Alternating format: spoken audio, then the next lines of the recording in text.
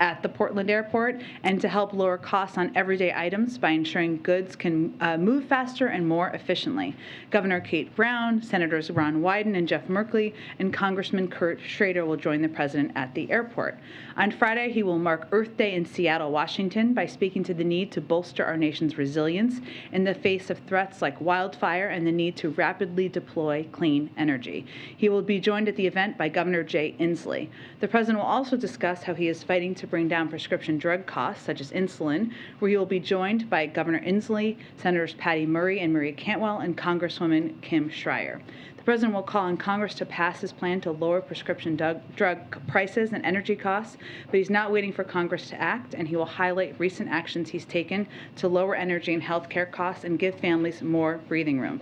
Those actions from just the last few weeks include a historic release from the Strategic Petroleum Reserve, extending the use of E15 gasoline, taking 100 actions this year that would save families more than $100 annually on their utility bills, finalizing standards for cars and trucks that will allow drivers to travel further on every gallon of fuel, fixing the family glitch in the ACA, reducing the burden of medical debt, freezing student loan payments through August, and helping 3.6 million student loan borrowers move closer to debt forgiveness. Also wanted to note on that front, yesterday you may have seen, as part of the administration's historic commitment to support student loan borrowers and get borrowers the relief they are eligible for, the Department of Education announced changes that will move more than 3.6 million borrowers closer to student debt forgiveness, make 40,000 borrowers eligible for the immediate discharge of their loans under the Public Service Loan Forgiveness Program, provide immediate relief to thousands of borrowers in income-driven repayment plans.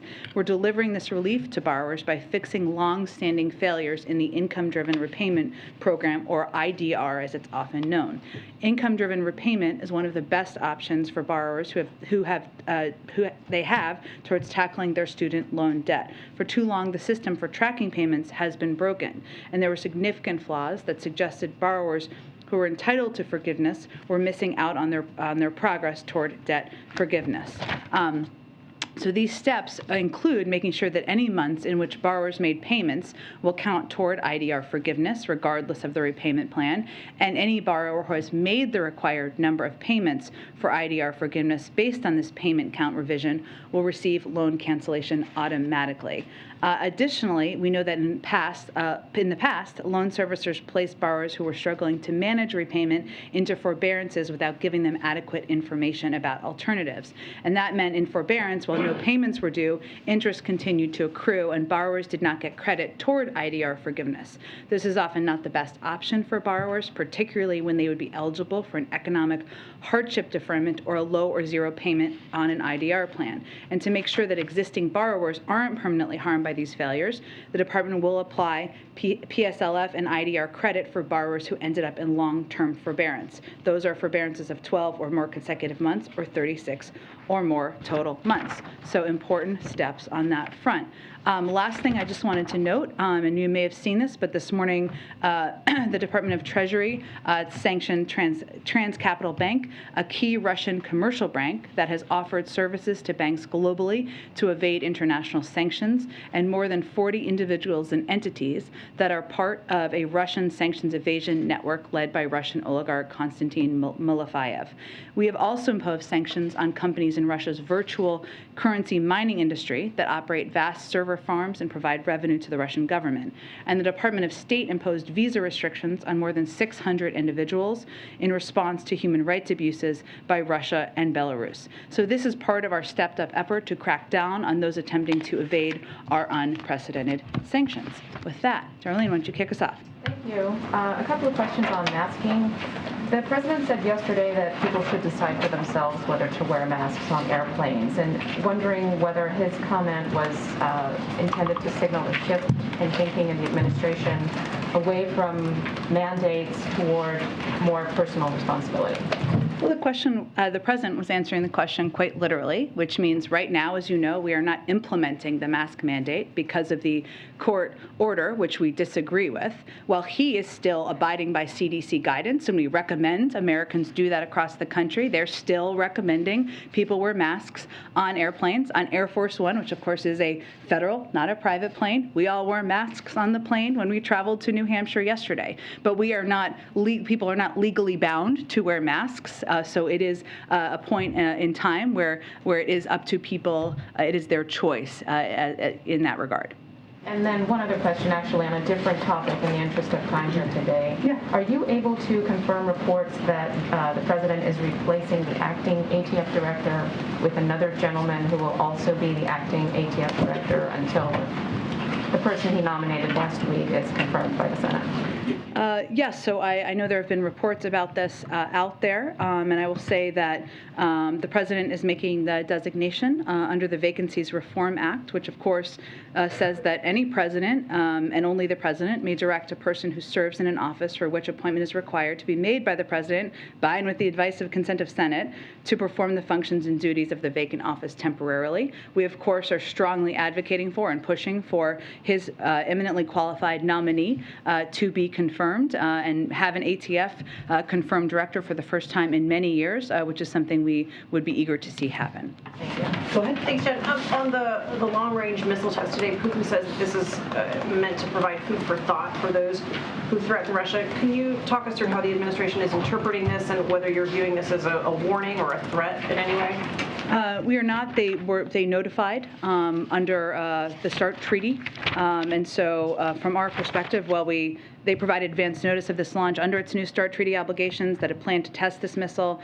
The Defense Department said today that we did not deem the test a threat to the United States or its allies, and the timing and the scope of Russia's missile test do not influence our approach to countering Russia's further invasion of Ukraine. So it was noticed through the proper process, and the Department of Defense has spoken to this as well. And on an expected announcement of another round of assistance to Ukraine, could you walk us through any specifics, if you have any, on that when that's happening? And just big picture on this, the U.S. has already given more than $2.5 billion since this war started. How long can the U.S.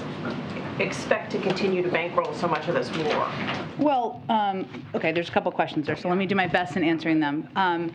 First, we are working, of course, around the clock, as you know, to provide security assistance to Ukraine. And just to give you an example of how that assistance has flowed just in the last few days, and I think I gave an update the other day, but 5 flights with military assistance have arrived in the region over the last few days. More than half a dozen flights from the United States are scheduled to land in the region shortly with additional equipment. And as we look at providing this assistance, which I know I'll go back to the first part of your question, of course, but what we've tried to do, we made a strategic decision given we've seen Russia reposition their troops and their military to the eastern part of Ukraine to fight a different kind of war on the ground, which will be more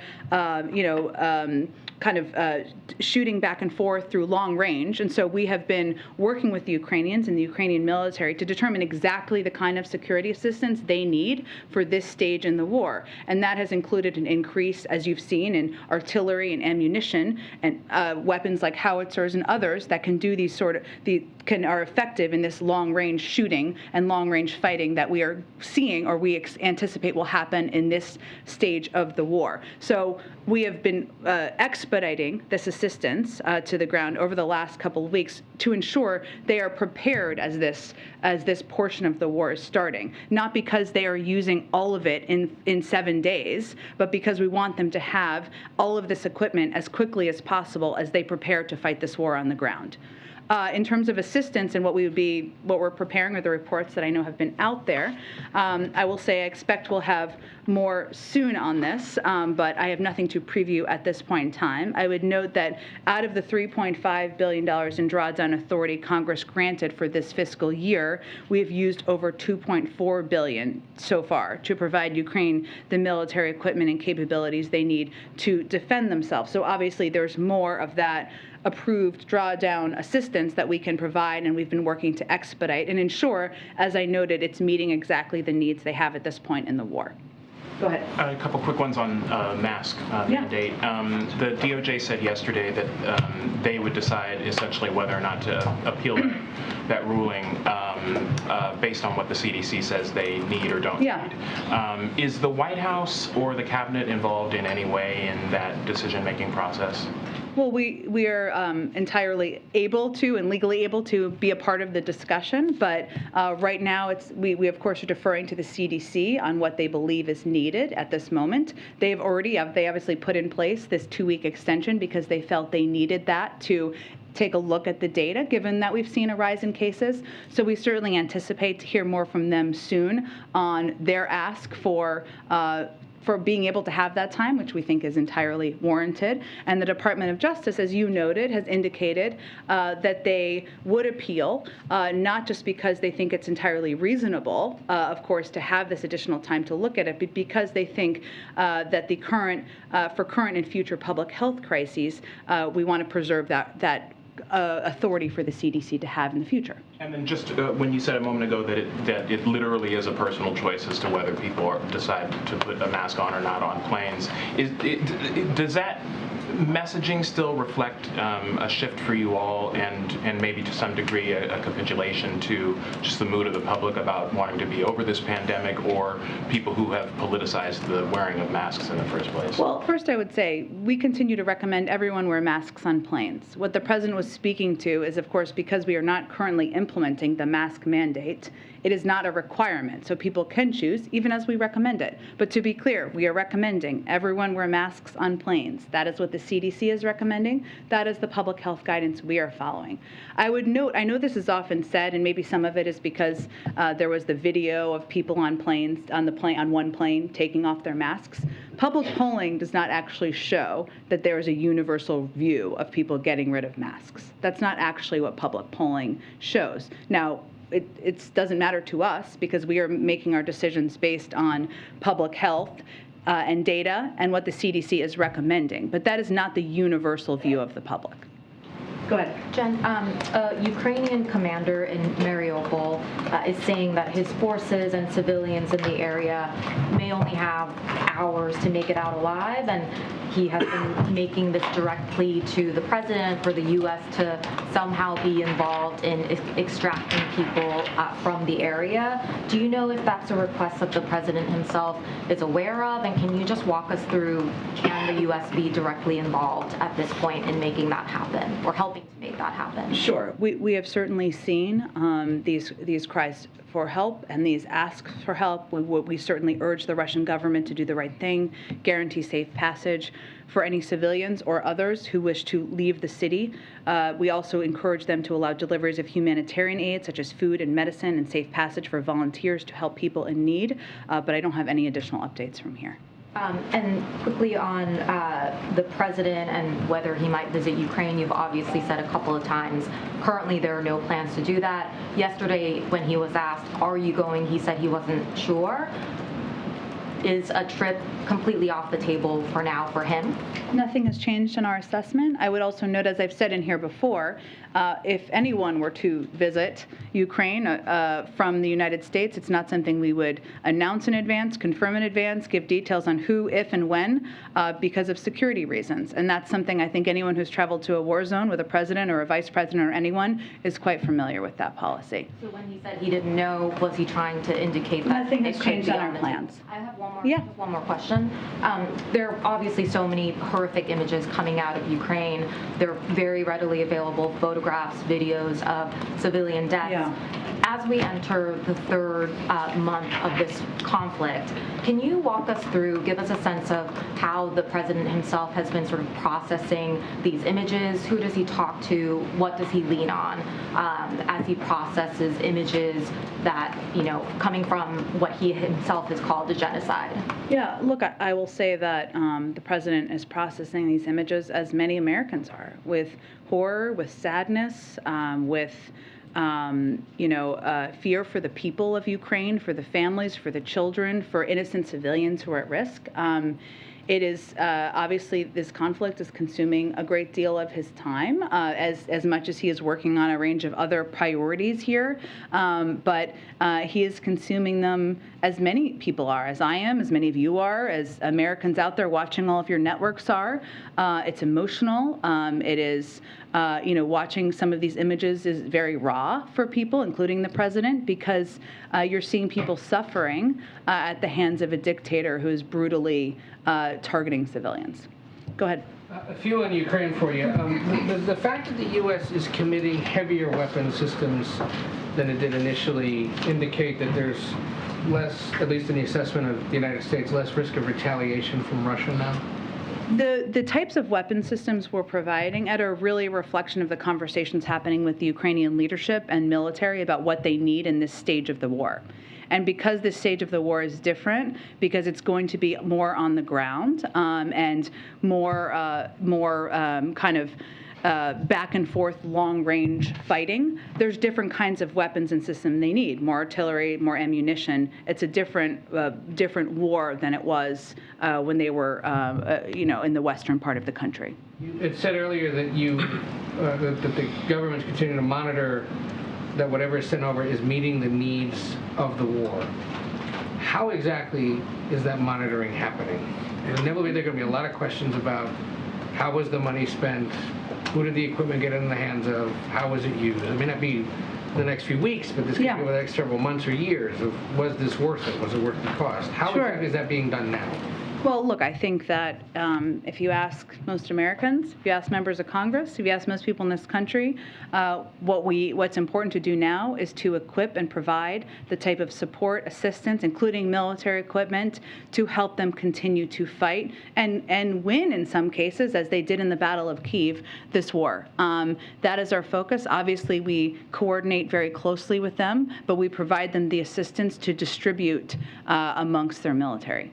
Because there was support in the beginning of the Iraq War and the Afghanistan War, and then there were years spent trying to retrace the spending on all that. I'm not saying that's necessarily going to be the case in this one, but there's no mechanism in place right now, at least. I would point you to the Department of Defense to detail that further, but I would note, obviously, this is different given we don't have U.S. soldiers on the ground. Obviously, equipment, ensuring we're reducing waste, fraud, and abuse is important to the president, but it's a different kind of war for a range of reasons. Given that Russia has conducted an ICBM test, is there any plan to reschedule the one that we canceled back on April 1st? That's not something we would preview. Okay. And what's the latest on the reported chemical weapons attack in Mariupol? Did the Russians use chemical weapons? There's no new assessment from here. Do we have any sense of when or how much longer that would take? I don't. I mean, what we talked about at the time, and I know my colleagues at the Department of Defense and State also referenced, is we don't have a team on the ground. It is difficult to assess, so it is something certainly we continue to work to do, but we don't have any additional updates or confirmation. Go ahead. Thanks, Jen. I have a question about marijuana policy. President Biden, as a candidate, promised to decriminalize marijuana. When is that going to happen? Well, the president continues to believe that no one should be in jail because of drug use. I don't have an update here. We are continuing to work with Congress, but what I can say on marijuana is we've made some progress on our promises. For instance, the DEA just issued its first licenses to companies to cultivate marijuana for research purposes after years of delay during the prior administration. This is a key step in promoting research because it broadens the amount and quality of cannabis available for research purposes. Additionally, the president's continuing to review his clemency powers, which is something he also talked about on the campaign and is certainly remains committed to taking action on. So he remains committed to what he said during the campaign, that people charged with marijuana-related offenses, number one, everybody gets out, record expunged. Well, again, he's reviewing his clemency powers. That's exactly what that looks like. I don't have any updates or previews beyond that, though. Okay, and a question about immigration. Does the president still have confidence that the vice president can get to the bottom of root causes of migration? He absolutely does, and is grateful for her work in doing exactly that. Why? Why does he have confidence, or should I give you an update on a couple of the things we've done? What gives the president confidence when he sees that March 2022, has 28% more migrant encounters at the border than March 2021 when she got this assignment. Well, you asked me about root causes, right? So let me address that first and what the vice president and other members of the administration who've been working with her have been doing. So we've been working with source and transit countries in the region to facilitate the quick return of individuals who previously resided in those countries, as well as to stem migration in its state. Some of that is getting agreements with partner countries on migration-related matters, and that's something that the vice president has been deeply engaged with. I'd also note that Secretary Mayorkas, who of course has worked with her on this, traveled to Costa Rica recently, where he joined the president of Costa Rica in announcing a bilateral migration agreement outlining our shared commitment to both manage migrant flows as well as promote economic growth in the region. And we also are maintaining a close partnership between the government of Mexico and the United States to stem irregular migration. So what addressing root causes means is working with countries in the region to take steps to have partnership, be able to have people sent back to the region as needed. And then the last one on this, is the president, or are you guys having discussions with advisors about delaying the removal of Title 42? Well, I would, again, remind everyone, because you gave me the opportunity, so thank you. Title 42 is not an immigration authority. I will get to your question, I promise, Peter. It is a public health authority. Congress gave the CDC authority to make determinations about when it should be lifted. So right now, we are planning and preparing for the end of Title 42 enforcement on May 23rd. But I would say that there are a range. The president agrees that immigration in our country is broken. It's a system that is broken. There are a range of ideas out there in Congress, Democrats, Republicans, others, some who support a delay of Title 42 implementation, some who strongly oppose it. And there are a range of other ideas of reforming our immigration system. This would all require congressional action. We're happy to have that conversation with them. Go ahead. Along the Title 42, excuse me, sorry, it's allergies. It's okay, we understand. Good. We understand. We've been reporting that the administration is projecting a big budget shortfall for ICE and CBP should Title 42 be lifted.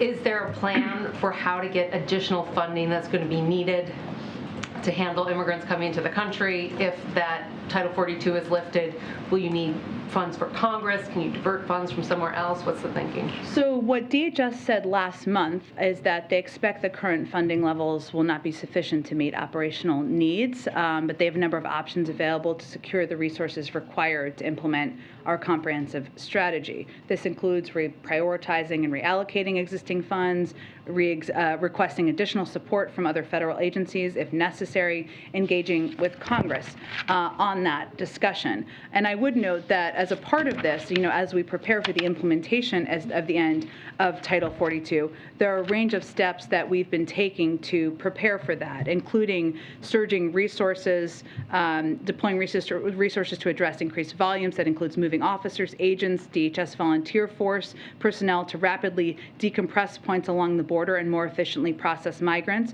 It also entails the deployment of COVID-19 mitigation efforts, including the use of PPE, providing the COVID-19 vaccines. It also includes expanding these efforts to cover migrants in CBP custody. So point is, there are a range of steps in this comprehensive plan that I know Secretary Mayorkas is testifying today on the Hill, and I'm sure he'll be testifying more in the future. But what they said at the time when we announced this was that we expect current funding levels would not be sufficient. There are a range of ways to address that, and we're working on exactly that.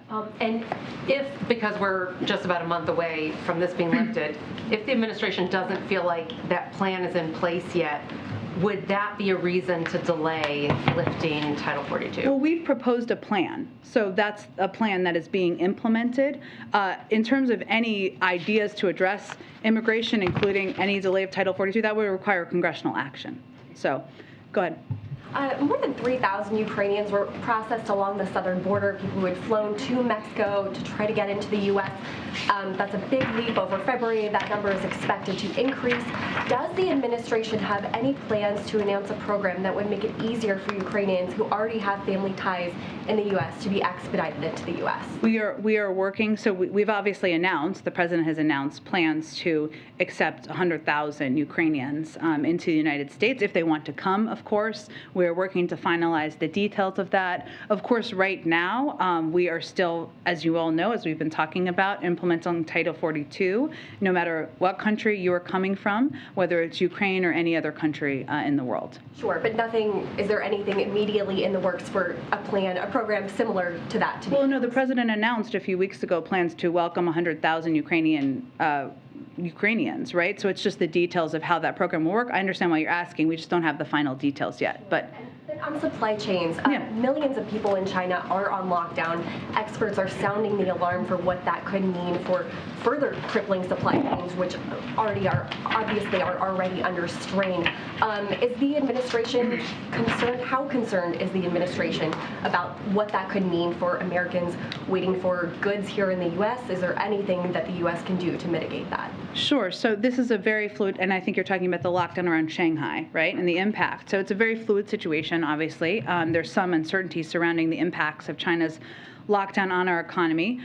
We are in close contact with key actors in the supply chain, including the ports of Los Angeles and Long Beach. We're not seeing currently, according to the Port of LA, any slowdown in ships coming from Asia, but we're going to continue to keep our eye on that. What we've seen happen within China is moving of the manufacturing of some of the goods, semiconductors, consumer electronics, et cetera, that are typically come from Shanghai to other hubs, moving them around to see if they can keep the manufacturing up. And they've also moved ports and moved around where the goods are going from in ports there, which may be why we haven't seen a reduction in goods coming from Asia. The last data in terms of Chinese exports we have is from March, because it's not yet the end of April, and that showed a 15% increase from last year, but we'll have to look at the April data when it comes out in May. Go ahead. I might be being a little thick, but I still don't quite understand what the administration's position on how you're kind of approaching the mask issue is. So the Justice Department said that they would appeal the decision if the CDC wanted them to. Yeah. The CDC has said that they wanted masks. They still think masking is important and that they had that policy in place. So I don't understand why the Justice Department is not immediately appealing it, and especially seeking an emergency stay to potentially keep this in place while the CDC continues its sort of broader evaluation. Sure. Well, I don't even play a lawyer on TV, so I won't get too much into legal strategy. But what I will tell you is the CDC, obviously, as you noted, called for this extension because they wanted to look at more data. So I think we can all expect they're going to continue to want it. The Department of Justice is just waiting for that kind of final comment to take action in appealing. They said they would appeal. In terms of when they will appeal, I'll leave that to them to speak to. Why not a stay or an emergency appeal? They can speak to that. But what I would note, the objective here is, of course, to appeal the 15-day extension, but also to preserve the CDC authority over the long term. Because as we've noted from here, we expect there to be ups and downs in the pandemic, and we certainly want the CDC to continue to have this authority. So, and I guess plain English, if the CDC determines at the end of that 15-day review period that they already had undergoing that they wouldn't continue the mask mandate, then the Justice Department will not pursue this appeal. I would expect you'll hear from the CDC very soon, and I don't think it's at the end of 15 days in terms of their expectation and ask for an appeal. On Title 42, you kind of floated congressional action out there, and this is pertinent because Title 42, I think, was a key part of in scuttling the negotiations over COVID money. And so what I'm trying to, I think, the question I'm curious in is if you're signaling a sort of willingness by the administration to negotiate over the lifting of Title 42 as part of trying to get that COVID package across the line, and if not, if so, do you have any sort of update on the strategy there? Because you were certainly banging the drums about how important it was before Congress went away, and they're coming back soon. We're still banging the drums about the COVID money, I promise you. I was just making clear, because I think there's been some confusion about this, that, well, the CDC has the authority, right, to determine when when the conditions exist to lift Title 42. That was given to them by Congress. If Congress were to want to extend that, they need to take action. It's not a executive authority from the White House. So the president would be open to legislation that provided COVID funding, but also extended. We're not in any way there, so I wasn't going there. I was just conveying that, as you know, there are strong views on a range of immigration issues and proposals in Congress, right? I'm not telling something you don't know. There are some people who would like to see it extended. There are some people who definitely would not. And so I'm not making a prediction of the future, only conveying to you what authority would be required, what the process would require. Would the White House support the bill that Senator Sinema is bringing forth, which is working to extend Title 42 until there's a plan in place to sort of end the public health emergency? I don't have any prediction of that. The president has proposed, put forward, called for immigration reform, something he did on his first day in office. We're happy to have a range of conversations with members about a range of ideas, but I just wanted you to note what authority would be required, or how the process would work. Go ahead. Two things. South Korean media is reporting that President Biden will visit the country next month, May 20th through the 22nd. Can you confirm that?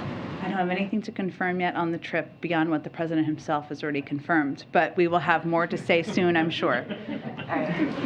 And on COVID aid, I'm wondering if the administration has sort of a drop dead date by which Congress has to give them the additional funding. I know you've talked about, I think, the supply of monoclonal antibodies will run out in May, and the test capacity will ramp down by the end of June. So is June your deadline, or is it much earlier, or is it later if you can repurpose some of the existing money?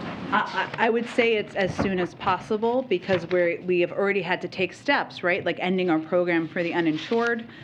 We haven't been able to make purchases that we would normally purchase to get ahead. I mean, even on monoclonal antibodies or some of these treatments, some of them take months to make. So it already puts us behind where we need to be and want to be in planning.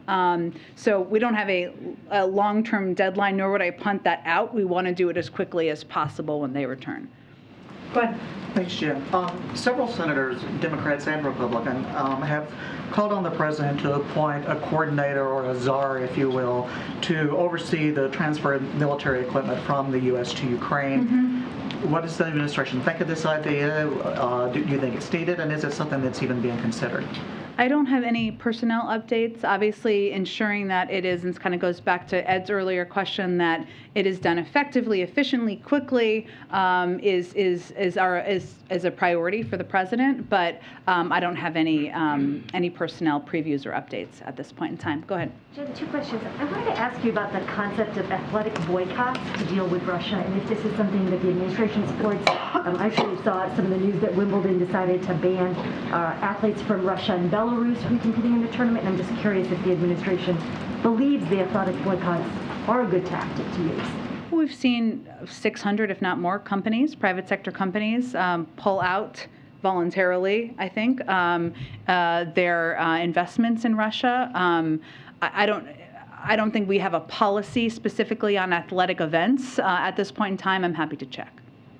And then also, there were reports that Treasury Secretary Janet Yellen and some other U.S. officials walked out of G20 meetings when Russian officials began speaking. Could you just explain a little bit more about why they took that move, and is it a move that we could anticipate President Biden making himself? Well, the president and Secretary Yellen have both said that we can't have business as usual at the G20 or in a lot of these international forums as it relates to Russia. And she and the Treasury team made clear that she was planning to participate in some and not other meetings, which certainly is something we support. The president also has conveyed he doesn't believe that that Russia should be a part of the G20. That's now 6 months away in terms of his participation. So I can't make a prediction of what actions he may or may not take, but certainly we support her steps, and it's an indication of the fact that President Putin and Russia has become a pariah on the global stage. Go ahead. Thank you, Jen. Just today, Russia issued another warning about consequences of Finland and Sweden joining NATO. Do you have a response? Well, the decision of any country to join NATO is up to that country and NATO to make a determination about, and certainly that's the case here. We strongly support NATO's open door policy, and I'm not going to indulge Russia's saber rattling. Go ahead. Thank you, Jen. Just to zoom out a bit on the Ukraine aid and the policy towards this war. The President of the European Council, Charles Michel, was there today in Kyiv, and he said, quote, which was unusually clear, I thought, said, "You are not alone, we are with you, and we'll do everything which is possible to support you and to make sure that Ukraine will win the war." Is it the policy of the United States that Russia should not only lose, but be seen to lose this war? Is that like a strategic goal? I think we've been pretty clear that we're going to do everything possible to make sure President Putin and Russia recognize this is a strategic loss, that the president is a pariah on the global stage. Now, when you have a country that has lost as many people as Ukraine has, millions of people have been left homeless. I don't know if that feels like a win to them, but I think it's also true that the Ukrainians have clearly won the Battle of Kyiv. They have surpassed the expectations of the world in terms of their ability to fight back against Russia. And Russia has not only become a pariah on the world stage, but they have effectively united NATO, effectively driven countries to desire and interest in joining NATO, have united the West in a way that has never been their objective, while also their economy is crumbling. So, that is all a victory in terms of isolating Russia. Okay, but is the concrete goal of the aid that's going there? Now we're talking about artillery and more. Is the goal a battlefield defeat for Russia, ultimately? Not a compromise, not no gray areas, just. We're doing everything we can to equip the Ukrainian government, Ukrainian leaders, to effectively fight back in this military battle. Go ahead. Thanks, Jen. Just to go back to the mask ruling, you mentioned some of the videos that we saw, but it certainly did prompt some very abrupt changes on Monday after it came down, passengers being told mid-flight to take their masks off. Can you share more about what the president's personal reaction was to the decision, to how it came down, and what unfolded over those couple of hours and the stories we're hearing about some of those flights? I'm not sure we have a story here about some of those flights. Stories that we're hearing now about parents talking about being on a flight with their kids and then being concerned because they were mid-flight. But just what was his reaction to the decision and what happened then over the next couple of hours on Monday? Well, we obviously didn't expect the decision because we wouldn't have known in advance how a court would act. And we disagreed with the decision immediately. So the immediate steps were to determine what power we had to respond to that. Obviously, that came in the form of the Department of Justice, came in the form of the CDC acting and putting out the statements that they did. But we also don't take photos of flights as data about how the country reacts to issues, as whether they're ripping off their masks or not. I mean, our focus here was seeing what power we had to preserve what we felt was in the public health interest of the country. And are the president's COVID advisors concerned that there could be an increase in cases, a spike in cases in the coming weeks because specifically the mask mandate being lifted? Well, I'm not going to make a projection of that because I'm not a doctor, and certainly I can check with our health team and see if they have any predictions of that. Obviously, they wanted more time because they've seen rising cases, and they feel it is in our interest to preserve the mask mandate, even for that short period of time, or have the authority moving forward in case cases go up, and we needed to take that step in the future. But I don't have a prediction of rising cases. I would point you to the CDC or other health officials. Go ahead. Jen, there are reports that Mexico media is stating that the Mexican government has decided to dismantle a binational police group that was fighting Mexican cartels or drug cartel operations down there. I wonder if the administration is aware of that and if you have any reaction to that. I'm happy to check with our NSC team and see if they have any specific reaction. Go ahead. Thanks. First of all, on Israel, does the administration have a reaction to the recent deadly clashes in Israel with Palestinians? Does it change your stance on the Abraham Accord, or do you have a different view now on how to achieve peace in that region? We are deeply concerned by the recent violence in Jerusalem, at the Temple Mount, on the Temple Mount, and across the West Bank. We also strongly condemn the recent rocket attack on Israel. We continue to call on all sides to exercise restraint, avoid provocative actions and rhetoric, and preserve the historic status quo of the Haram al-Sharif Temple Mount. We also continue to urge Israeli and Palestinian officials to work cooperatively to lower tensions and ensure the safety of everyone. And we, of course, continue to closely follow the situation on the ground and stay in touch through diplomatic channels. Is it change your stance on the Abraham Accords, or There is no change on our stance. as you know, administration officials are meeting with Cuba to discuss maybe including them again in migration policy. What might that look like in the future, and is that a possibility? Well, I would say that we see these talks as pretty standard. The migration talks provide an opportunity for discussions on migration issues between Cuba and the United States, and they're part of regular order meetings continuing over nearly 30 years of engagement on with Cuba on migration matters.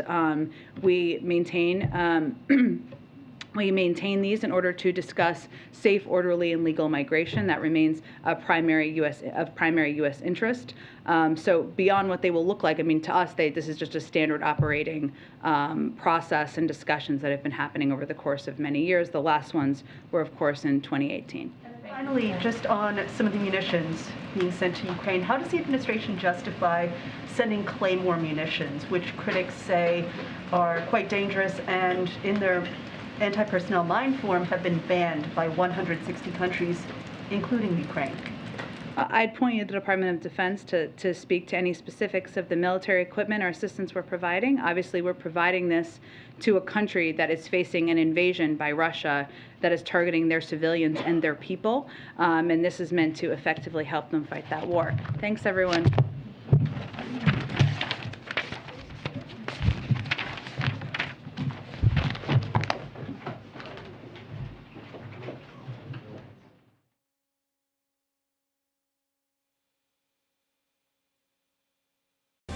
Breaking news as it happens.